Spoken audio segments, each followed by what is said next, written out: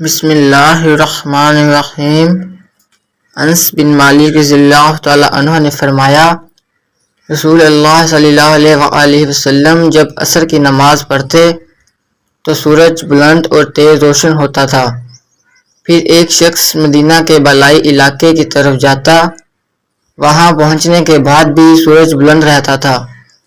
ظاہری نے کہا کہ مدینہ کے بالائی علاقے کے بعض مقامات تقریباً 4 میل پر یا کچھ ایسے ہی واقع ہیں۔ صحیح بخاری حدیث نمبر 550۔ بسم اللہ الرحمن الرحیم۔ انس بن مالک رضی اللہ تعالی عنہ نے فرمایا، ہم عصر کی نماز پڑھتے نبی کریم صلی اللہ علیہ وآلہ وسلم کے ساتھ۔ اس کے بعد کوئی شخص قباء جاتا اور جب وہاں پہنچ جاتا تو سورج ابھی بلند ہوتا تھا۔ صحیح بخاری حدیث نمبر 551۔ بسم اللہ الرحمن الرحیم۔ حضرت عبداللہ بن عمر رضی اللہ تعالی عنہ سے روایت ہے، رسول اللہ صلی اللہ علیہ وآلہ وسلم نے فرمایا، جس کی نماز عصر چھوٹ گئی گویا اس کا گھر اور مال سب لٹ گیا۔ امام بخاری رحمۃ اللہ علیہ نے فرمایا کہ سورۃ محمد میں جو یتیرکم کا لفظ آیا ہے وہ وتر سے نکالا گیا ہے۔ وتر کہتے ہیں کسی شخص کا کوئی آدمی مار ڈالنا یا اس کا مال چھین لینا۔ صحیح بخاری حدیث نمبر 552۔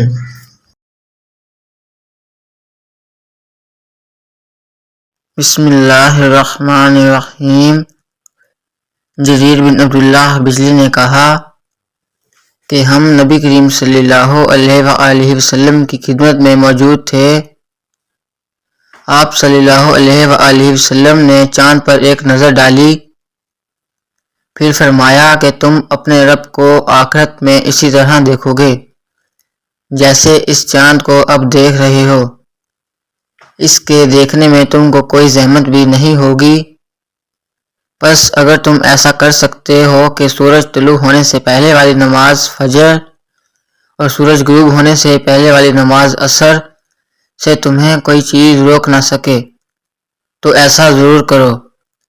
پھر آپ صلی اللہ علیہ وآلہ وسلم نے یہ آیت تلاوت فرمائی کہ پس اپنے مالک کی حمد و تسبیح کر سورج طلوع ہونے اور غروب ہونے سے پہلے۔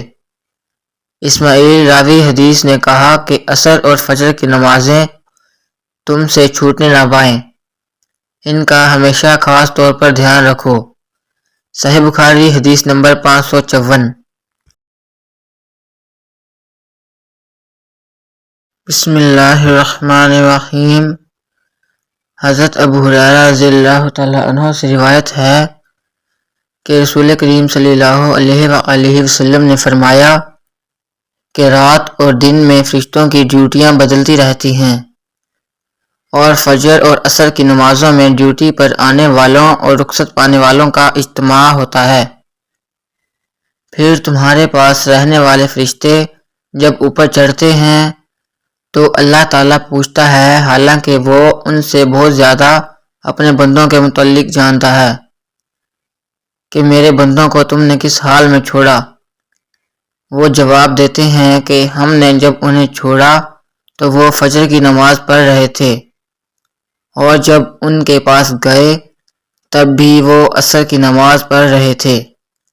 صحیح بخاری حدیث نمبر 555۔ بسم اللہ الرحمن الرحیم۔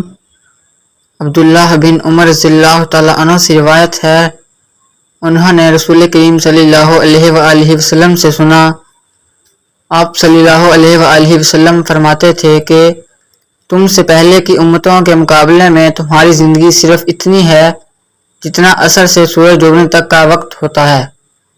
تو رات والوں کو تو رات دی گئی تو انہوں نے اس پر صبح سے عمل کیا، آدھے دن تک پھر وہ عاجز آ گئے، کام پورا نہ کر سکے۔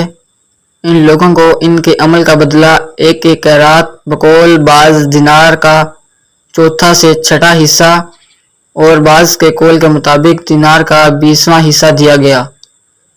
پھر انجیل والوں کو انجیل دی گئی، انہوں نے آدھے دن سے عصر تک اس پر عمل کیا، اور وہ بھی عاجز آ گئے۔ ان کو بھی ایک ایک قیرات ان کے عمل کا بدلہ دیا گیا۔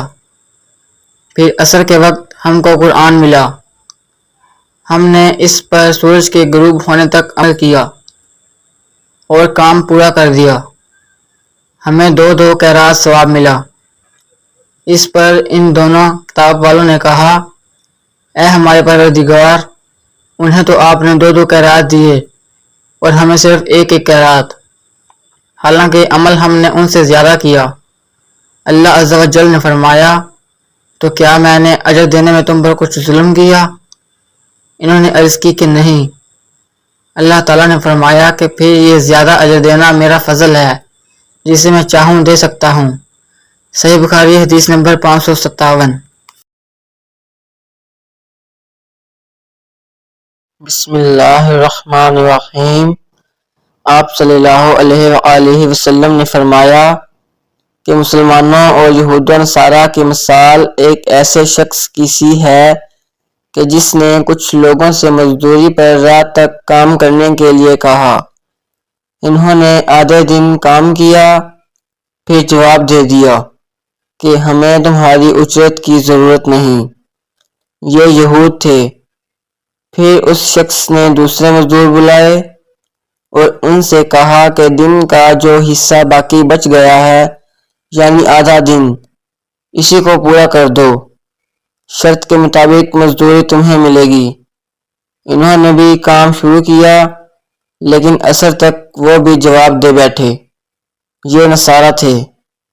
پس اس تیسرے گروہ نے جو اہل اسلام ہے، پہلے 2 گروہوں کے کام کی پوری مزدوری لے لی۔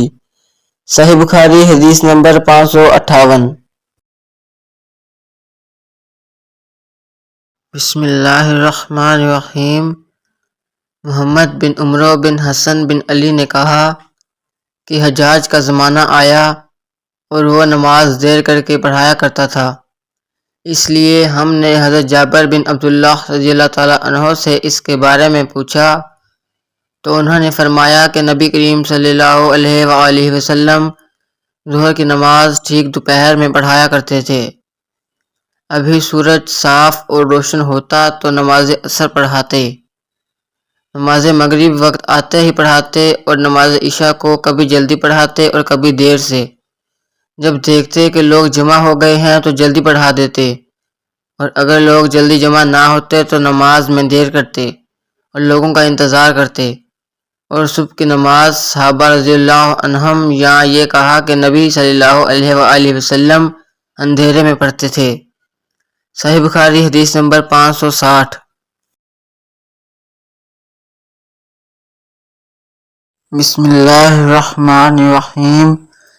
رسول اللہ صلی اللہ علیہ وآلہ وسلم نے ایک دفعہ عشاء کی نماز میں دیر فرمائی، یہاں تک کہ عمر رضی اللہ تعالی عنہ نے پکارا نماز، عورتیں اور بچے سب سو گئے۔ تب آپ صلی اللہ علیہ وآلہ وسلم گھر سے باہر تشریف لائے۔ آپ صلی اللہ علیہ وآلہ وسلم نے فرمایا کہ روئے زمین پر تمہارے علاوہ اور کوئی اس نماز کا انتظار نہیں کرتا۔ راوی نے کہا اس وقت یہ نماز باجماعت مدینے کے سوا اور کہیں نہیں پڑھی جاتی تھی۔ صحابہ اس نماز کو شام کی سرخی کے غائب ہونے کے بعد رات کے پہلے تہائی حصے تک کسی وقت بھی پڑھتے تھے۔ صحیح بخاری حدیث نمبر 569۔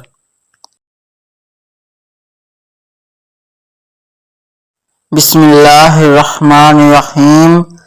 حضرت عبداللہ بن عمر رضی اللہ تعالی عنہ نے کہا کہ رسول اللہ صلی اللہ علیہ وآلہ وسلم ایک رات کسی کام میں مشغول ہو گئے اور بہت دیر کی۔